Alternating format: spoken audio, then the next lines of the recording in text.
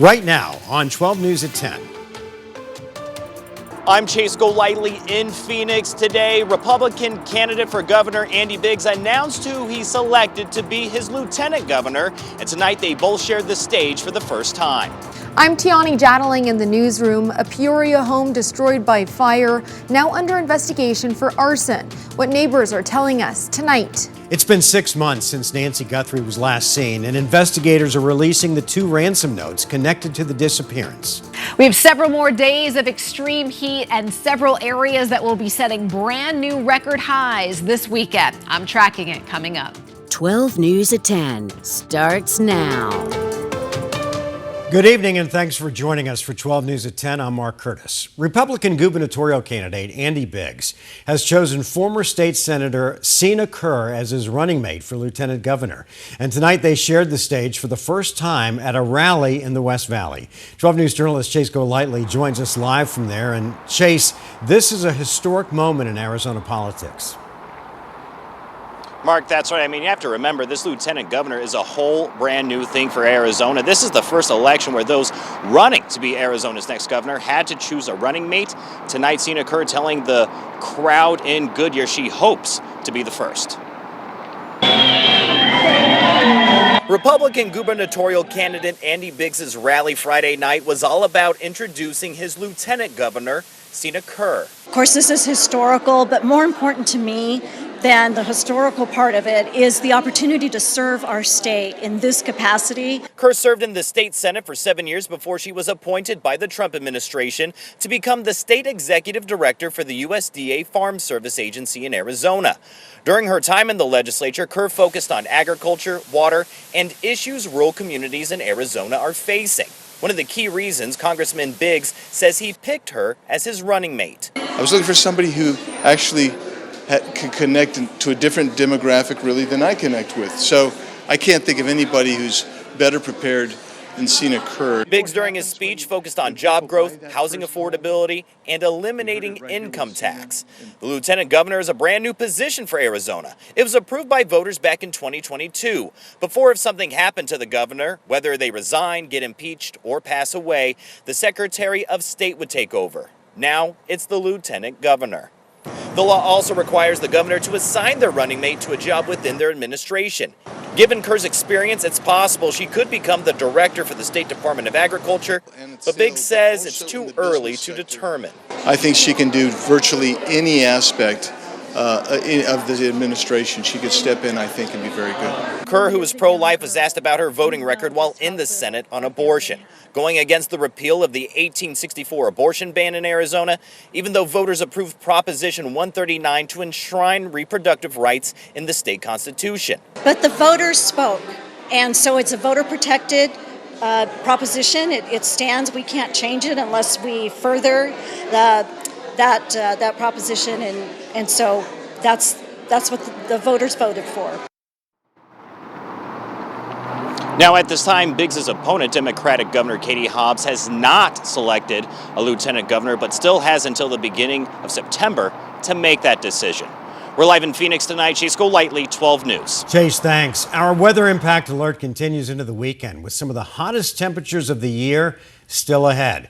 Let's get to meteorologist Lindsay Riley. And Linz, are we looking at breaking any records this weekend? We sure are, yes. And not just Phoenix. Tomorrow and Sunday we will, but also parts of the high country will be breaking some records as well. We did hit 115 today. We're 1 degree shy of a record. And believe it or not, we're sitting at 106, which is our average high for the date at 10:05 in the evening. So that just shows you how much above the average that we've been. It was also 115 today in Lake Havasu, and Payson and Prescott both hit 97. 95 was the high in Show Low. Temperatures are going to get slightly hotter this weekend. Right now in the valley, we're at 103 in Deer Valley, 102 in Levine, 101 in Gilbert. Our sunrise time is 5:41, and you'll see tomorrow we're already hitting 100 degrees degrees at 9 a.m. So there's very little cooling hours even early in the day. 116 for the high tomorrow, and we will be tying a record. 115 on Sunday breaks a record, and we will not be setting a record Monday, but we're still well above average and in dangerous heat category. Even if you have plans to go north, it's still going to be extremely hot. Flagstaff's highs Saturday and Sunday at 90, and even Sedona 105 for the high tomorrow, and close to 100 along the rim. We'll take a closer look at what records we'll be setting tomorrow and this weekend coming up in my full forecast. Mark? All right, Linz, thanks. We'll see you in a few minutes. And the timing, not great on this one with the extreme heat. A critical tool used for mountain rescues is out of service. The Phoenix Police Department says their helicopter with hoisting capabilities is undergoing maintenance. You might remember earlier this week, we saw it being used to rescue an award-winning animator off Mummy Mountain. If a hoist helicopter is needed, Phoenix police say they get help from Maricopa County or the state. A fire that destroyed a home in Peoria is now being looked at as a possible arson. Sky 12 was over the scene near 83rd Avenue and Pinnacle Peak Road. 12 News journalist Tiani Jadalang spoke with neighbors who woke up to the flames. It was a bunch of flames. The whole house was engulfed. My main concern is they had trailers there. They had a lot of propane tanks too. This is what's left of one home on Planada Lane. The property sits on a county island within the city of Peoria. The Rural Metro Fire Department says the fire may have started on a chair in a garage and eventually extended to the house. We had a really good response for our mutual aid partners from Phoenix, Glendale, Peoria, and then ourselves to really get a jump on the fire. However, it does look like most of the home was destroyed. Officials say one resident made it out safely. When 12 News initially spoke to the Rural Metro Fire Department at the scene, they said there was one person unaccounted for, and the incident was being investigated as arson. Neighbor Jared Johnson says the sound of what he believes were propane tanks exploding had everyone on edge. It was popping, and you heard the bang, bang, bang, bang. So that's why we were trying to get the neighbors out too. My neighbor next door is out of town. The next neighbor, they didn't even know that was going on too. So we were banging on the doors trying to make sure they get out of the house too. Johnson says the woman who owns the property is well known in the neighborhood. He says the home had been without water and electricity for some time and that several people were living on the property. So there's multiple trailers. I think they're all living in the trailers. I don't know if they're actually living in the house, but there was multiple people living on the property. We were able to make contact with the woman who owns the home. She declined to speak with us. Moving forward, the Maricopa County Sheriff's Office will continue investigating. Tiani Jadalang, 12 News. Tiani, thanks. Caught on camera, a woman is seen robbing two Chandler stores at gunpoint. The Chandler Police Department shared this video with us on social media. They say Chalina Harrison first robbed an AM/PM gas station on July 4th. 3 days later, a license plate reader alerted officers when she returned to Chandler, where she robbed a Big Five sporting goods store. Harrison was arrested and is now facing charges connected to both robberies. Arizona could soon see major cuts to its share of Colorado River water under a new plan from the Trump administration. The proposal would require Arizona, California, and Nevada to collectively cut their water use by up to 3 million acre-feet a year through 2036. Just to put this in perspective, that's enough water to serve more than 25 million people. In a worst-case scenario, central Arizona could lose all of its river water. State officials say they're pushing for a different plan while preparing for possible federal cuts. Sheriff's investigators have released two of the ransom notes in the Nancy Guthrie case. These come on the 6-month anniversary of her disappearance. 12 News journalist William Pitts explains what's in those notes and where the case stands 6 months later.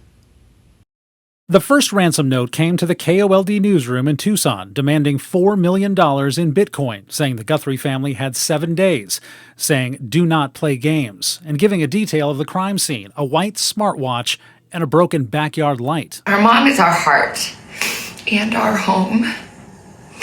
She is 84 years old. Her health, her heart, is fragile. The second note also to KOLD, saying the kidnappers did not fully grasp the seriousness of her physical condition, saying she perished shortly after she was taken, and she is buried in nature. Savannah Guthrie posted this video soon after. We received your message, and we understand. We beg you now to return our mother to us so that we can celebrate with her. This is the only way we will have peace. This is very valuable to us, and we will pay. Nancy Guthrie was never returned and still has not been found. Investigators recovered these photos and videos taken from the front doorbell camera, but have not identified a suspect. Still, 6 months later, Pima County Sheriff Chris Nanos says Nancy Guthrie's case is not cold. Absolutely not. You know, when we think of a cold case, that's when you have nothing. There is no DNA. There is no video evidence to take a look at or try to produce further. There is no tips to go and research and look into.